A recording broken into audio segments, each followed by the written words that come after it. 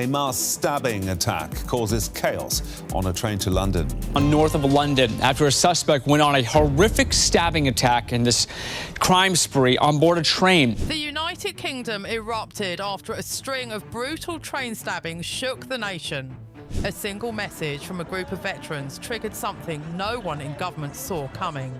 Within hours, 120,000 protesters were in the streets, roads blocked, stations shut down, police overwhelmed. But here's what no one is talking about. Why did the veterans take the lead? How did the crowd grow this fast? And what happened moments before officials ordered their convoys to turn back? And then something unthinkable. A minister's car tried to enter the government district. It didn't make it. What happened next sent shockwaves across the UK. Tonight, the country is on edge, and the images emerging from the ground are raising even more questions. What sparked the eruption? Who's really directing this movement? And what message did the government accidentally send when they turned away from their own people? Let's start where all of this began, in a carriage that should have been forgettable. Suspected of stabbing multiple people on a train to London over the weekend, has been charged with 10 counts of attempted murder this morning.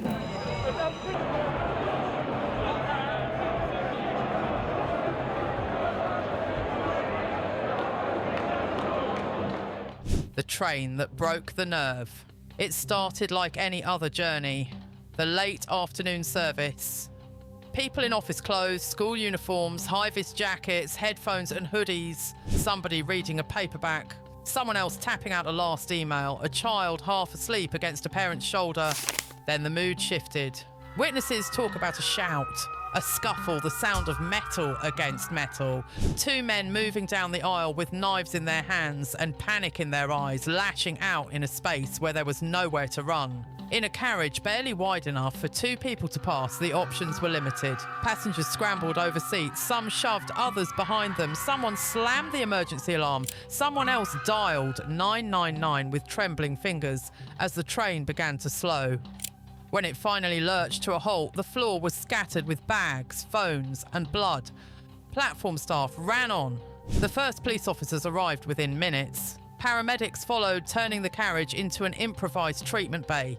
They did what they could. For one passenger, it wasn't enough. By evening, two suspects were in custody. So he come up to me, he got up close and then he pulled his sword out and he says, "Do you want to die?" He repeated it. Police briefed the media carefully. They said they were keeping an open mind on motive. Early on, they indicated that at that stage, the incident was not being treated as terrorism. There were hints about previous incidents, possible mental health issues, links to crime. Two men were brought into police custody, where they remain this morning. I can tell you that these are the first male, a 32-year-old male, a black British national, and a 35-year-old man, a British national of Caribbean descent. They were both arrested on suspicion of attempted murder. Both were born in the United Kingdom. But outside those press conferences, the message people heard was simpler and far more brutal. We don't know why this happened. We can't promise it won't happen again. On social media, the pattern was immediate. How does this keep happening? What are we paying taxes for if we're not safe on a train? That could have been my kids! Online, the anger had nowhere to go. In homes, the fear did what fear always does. It pooled, it fermented, it waited. And then, from a very different corner of British life, another voice cut through the static. When the veterans spoke up.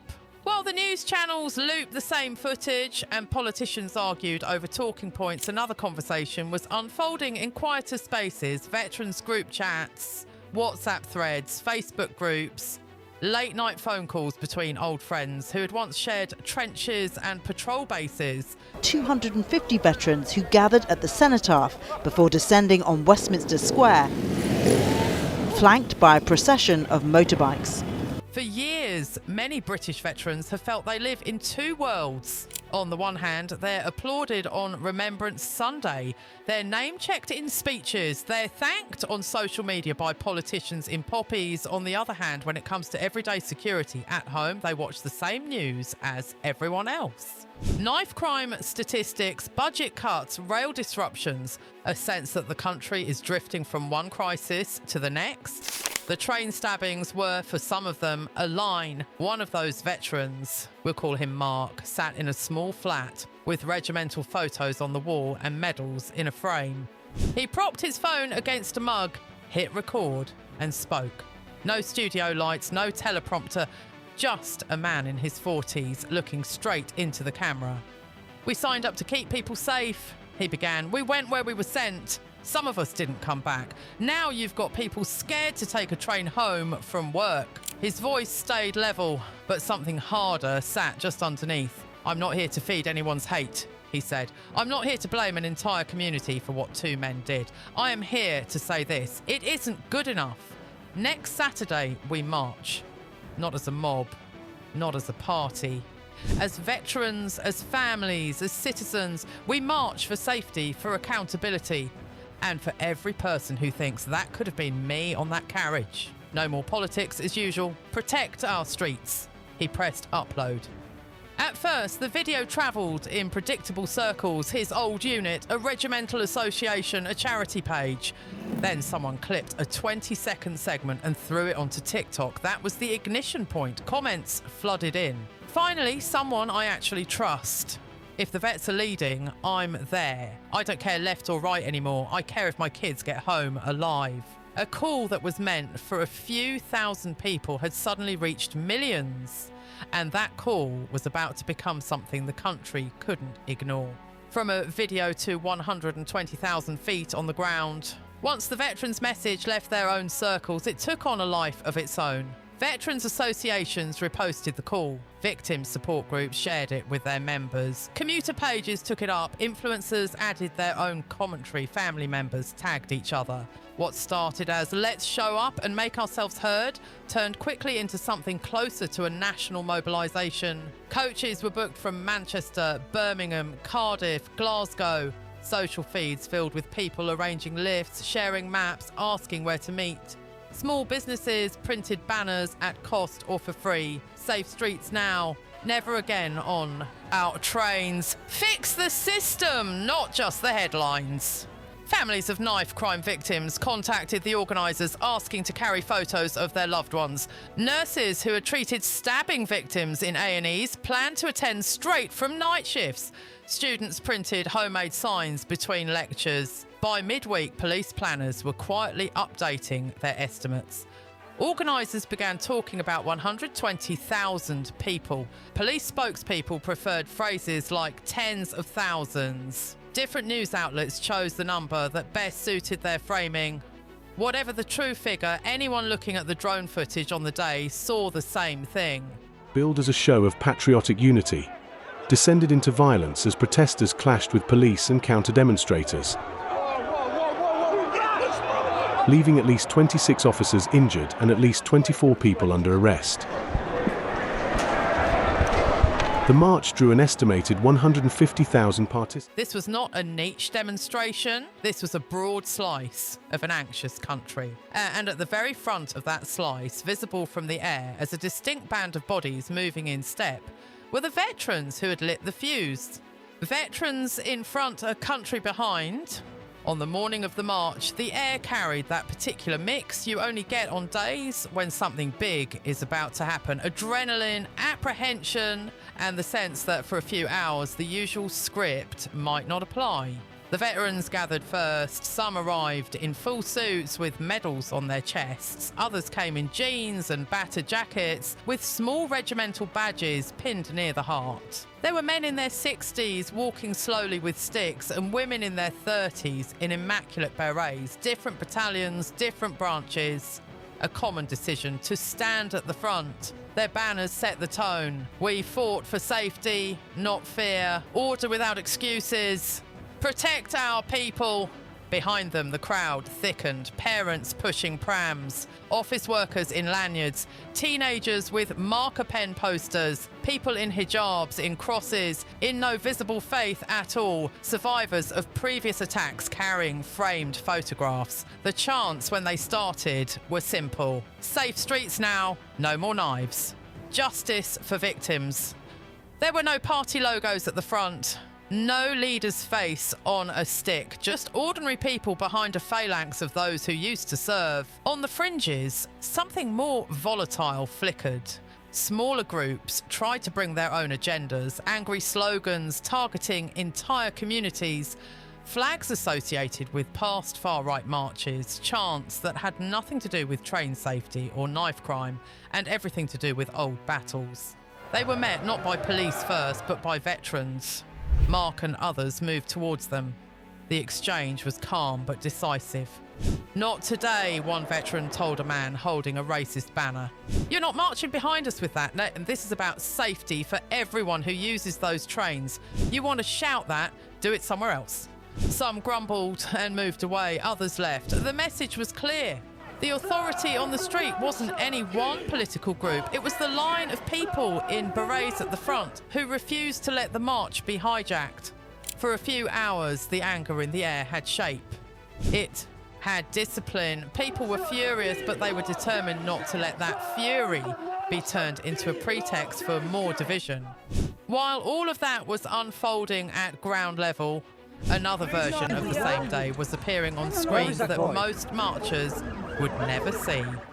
How Power watched the march. In a secure operations room miles away from the chants, the march was reduced to colours, numbers and moving shapes. One wall showed a map with blocks of red where mobile phones were densely clustered. Another wall cycled through CCTV feeds, a river of people crossing a bridge, a police line holding steady, a helicopter shot of a square filled edge to edge. In the back, monitors tracked keywords and sentiment online, line graphs twitching every time a new clip went viral or a fresh rumour spread. Police commanders and officials spoke in a jargon that made the raw emotion on the streets sound like an abstract problem. Crowd density increasing at Whitehall. Potential breakaway group forming near the station. Sentiment spiking negative after that minister clip. Monitor for escalation around the government quarter. They were not blind to the reasons people were marching. Many of them took the same trains, lived in the same cities, worried about their own families. But the picture they were working with was one of risk, not of grief. Among them were people with their own history in uniform. A junior analyst who had once worn the same beret, now visible at the front of the march, stared at the screen, listening to colleagues discuss dispersal options and containment. If they think this is dangerous, they muttered quietly, they should have seen what we saw overseas. No one responded. There was too much to monitor, too many phone calls from ministers wanting reassurances. The question from above was the same over and over. Can we control this? Out on the streets, a different question was forming. Will anyone in power actually listen? Those two questions were about to collide in one image. Madam Deputy Speaker, I know everyone in this House wants to see knife crime eradicated. More today, I'm sure, than ever before. So I hope the House will also support the tough steps needed to eradicate knife crime, because we owe the victims of these appalling crimes actions as well as words. Secretary. Media versus street reality. Before we get to that moment, it's worth pausing to look at how the story was already being twisted before the day was even over. If you were watching from home, your understanding of the march depended heavily on where you got your information. One channel ran with the headline, "Veterans Lead Peaceful Mass March for Safe Streets." Another went with, "Fears of far-right surge as ex-military front anti-crime protest." On one set of bulletins, the drone shots of huge crowds were framed as a dignified outpouring of legitimate anger. On another, the same images were paired with words like volatile and menacing, even when nothing more dramatic than chanting was happening. On social media, the distortions multiplied. Old clips from previous protests were re-uploaded as if they were from that afternoon. A shaky video of a scuffle at the very edges of the march was shared as proof that the entire event was violent. A fake audio recording circulated purporting to show a minister calling veterans useful idiots. It was debunked hours later, but by then it had already been seen millions of times. In the comments, people who had been there tried to correct the record. I was in that crowd. It was families and vets. It wasn't what you're describing. Others replied with their own hand-picked evidence. Look at this clip. Looks like thugs to me. Two realities were forming side by side. The messy, complicated truth of what was happening in real time on the streets and the curated, edited versions that better fit existing narratives. I put my hand on this chair, like just trying to push myself forward. And then I look at my hand and it's covered in blood. And then I look at the chair and there's blood all over the chair. And then leaving the train, the conductor managed to open it. The other conductor got stabbed because he was trying to prevent more people getting stabbed. Into that confusion stepped the moment that would define the day for many people. The moment power turned away. As the front of the march reached the government district, a rumour sliced through the noise. A minister's car was trying to get in. Nobody knew if it started with a radio, a text, or guesswork. In a crowd this dense, truth and rumour move at the same speed.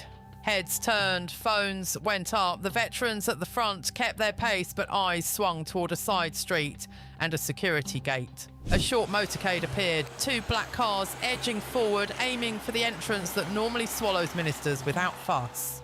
The veterans didn't charge the vehicles or smash barriers. They held their line. But behind them, tens of thousands pressed toward the same narrow point, turning forward motion into a human surge. Chants bounced off the glass. Come speak to us! Who's in charge? No more excuses.